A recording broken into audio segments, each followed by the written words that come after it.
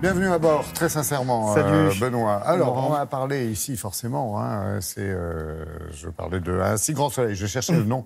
Décidément, c'est contagieux le bug. Hein. Voilà, Un si grand soleil, la toute nouvelle série, vous le savez, ce nouveau feuilleton, comme on dit, qui est diffusé à 20h40 tous les jours sur France 2 et qui a remporté, ma foi, un premier grand succès. Ça marche bien. Une belle semaine, oui, ça marche bien, Benoît, à regarder. C'est l'occasion pour nous et pour vous surtout de nous parler effectivement de ces feuilletons quotidiens. Forcément, feuilleton, c'est quasi quotidien. Une forme qui existe d'ailleurs dans quasiment tous les pays, non ? Oui, c'est un peu dans la série, on sait quand ça commence, mais on ne sait jamais quand ça se termine. Ouais, Parce c'est qu'un ça. feuilleton quotidien, on sait quand ça commence. Alors, ça s'appelle différemment. C'est vrai qu'en France, on appelle ça des feuilletons quotidiens, mais au Brésil, ça s'appelle une telenovela, aux États-Unis ou en Angleterre, un soap opéra, au Québec, un téléroman aussi. Et vraiment, en France, c'est un événement quand il y a une nouvelle série de ce genre. Alors, il y avait eu Plus belle la vie il y a 14 ans, Demain nous appartient sur TF1 il y a 1 an, et France 2, donc, nous propose Un si grand soleil désormais. Alors, si vous êtes passé quand même à côté de l'événement, je ne sais pas comment vous avez fait, mais si vous êtes passé à côté de l'événement, une bonne annonce juste pour se mettre dans le bain d'un si grand soleil. Vous n'avez pas changé.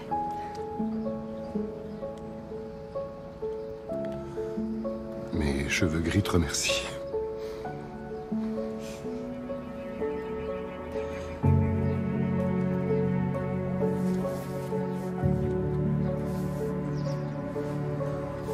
Qu'est-ce que tu m'as manqué?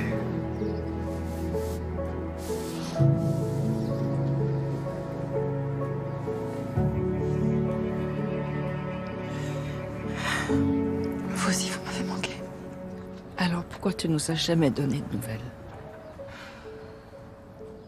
Je suis désolée, maman. J'y arrivais pas. Ouais, on se dit à chaque fois, ouais, encore un truc à la française. Et non, c'est bien foutu, comme on dit. C'est plutôt bien fait, Il y a de ouais. l'intrigue, il y a du mélodrame, tous les ingrédients sont là, quoi.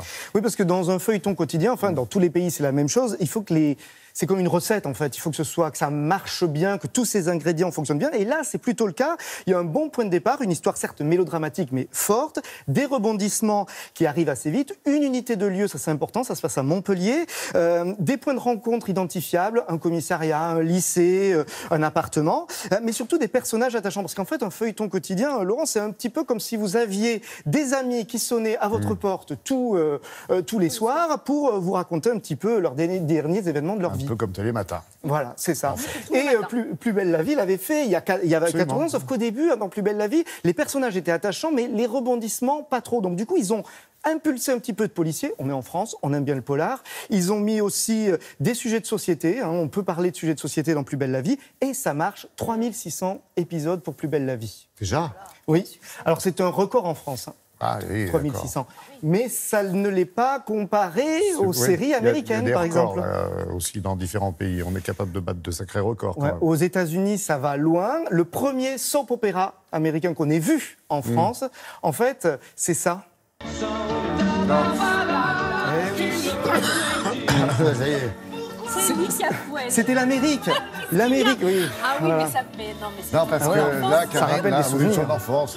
Bah oui, j'étais petite. Elle a encore les cassettes. C'était dans les années 80 et l'Amérique débarquait à la télévision. C'était sur TF1. Il y avait La Roue de la Fortune et Santa Barbara.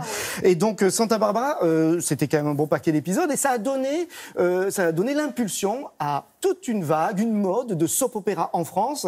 Et il y a bien eu Les Feux de l'amour un peu après. Et puis sur France 2, Antenne 2 déjà. Je vois. C'était juste après Juste Télématin. après.